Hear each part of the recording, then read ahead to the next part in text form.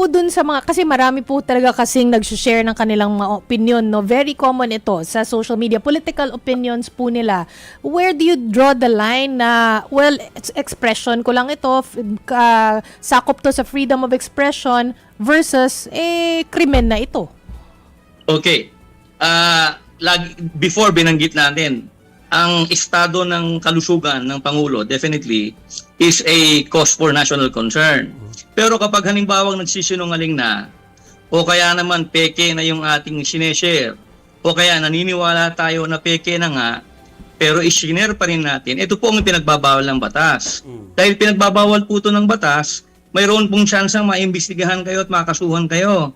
Kaya kinakailangan maging mapanuri tayo sa mga nakikita natin bago natin i-share. O kaya, sabi ko nga, kung alam na natin, nagpaliwanag na po kanina, gaya po nung ating pinag-uusapan ngayon, napatunayan naman talaga na buhay, live yung mga video feeds, yung mga news feeds, nakikita na natin totoong nandyan at buhay, wag na tayong mag-react na talagang sinasabi pa nga natin na peke o AI o kaya hindi totoong mga live yung mga videos. Kaya naman po sinasabi namin, bawal po ito, wag po natin i-share at wag tayong mag-comment nang hindi tayo nakakasiguro. Yung ano po, Chief, no, still on this topic po, Chief, baka kasi magpalit ng topic. Sabi niyo po kanina, natukoy na po yung ibang source ng fake news, pero po ba yung dummy accounts po, madali po bang matukoy po ninyo ito? Ng mga Okay, magandang question po yan. Pagdating po doon sa mga admitted accounts, meaning to say, mga accounts existing in social media for several years already at ginagamit sa normal at ang pang-araw-araw na internet activities, yan, madali po nating ma-identify at eventually makasuhan.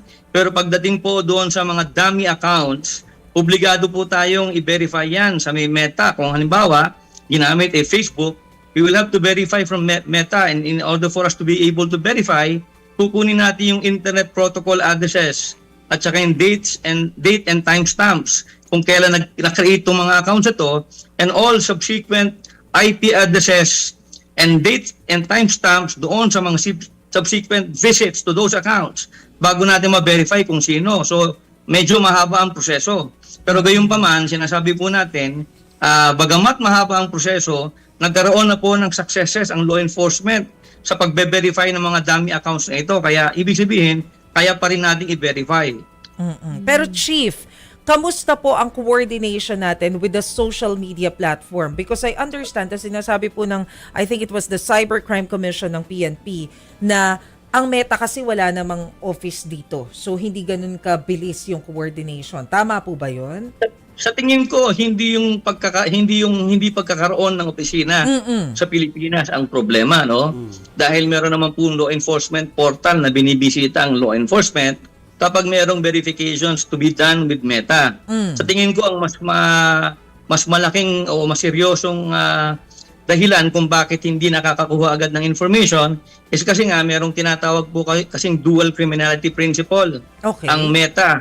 Kapag halimbawa, ang iniimbestigahang violation ng batas ng isang law enforcement office dito sa Pilipinas ay walang corresponding na batas sa kanila, minsan nahihirapan tayong makakuha ng information na pwede nating magamit upang ma-verify ang isang account. Yun po ang sa tingin ko mas malaking problema. Pero meron naman pong law enforcement portal na pinupuntahan tayo palagi kung saan nagkakaroon naman po ng active communications between law enforcement and Meta in the US. Okay, so yung pagkakaiba ng regulation ng nagiging problema natin. Opo. I see. Pero tama ba, sir, na yung sa lahat ng social media platform dito sa Pilipinas, Meta ang pinaka, kumbaga, abused platform pagdating sa fake news? Tama po. Katunayan, malaki talaga po ang presence and exposure dito ng Meta sa Pilipinas. Hindi lamang po dito sa Pilipinas, sa Southeast Asia din po, mas malaki.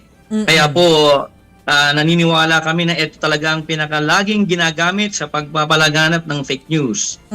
So bakit po kaya itong platform na to, yung pinaka merong talamak na fake news, para po mag-ingat na rin yung ating mga users? Well, unang-una, madali po kasi mag-create ng Facebook account kumpara sa ibang social media accounts. At dahil po dito, because of the sheer volume or the quantity, mas marami talagang activities na nagaganap. At dahil mas maraming activities, mas malaki ang potential na magagamit sa pagpapalaganap ng fake news. Pero meron din pong mga kilalang personalities na nasa Facebook na obviously kasama po sila dun sa mga nagpapakalat ng maling balita. Ito po bang mga kilalang personalities na ito, paano pagka nakita na naman namin sila na nag-share na naman ng maling balita? Ano po ba yung mga dapat gawin ng mga nakakakita? Okay, importante po kasi na na magkaroon ng authentication ng mga posts.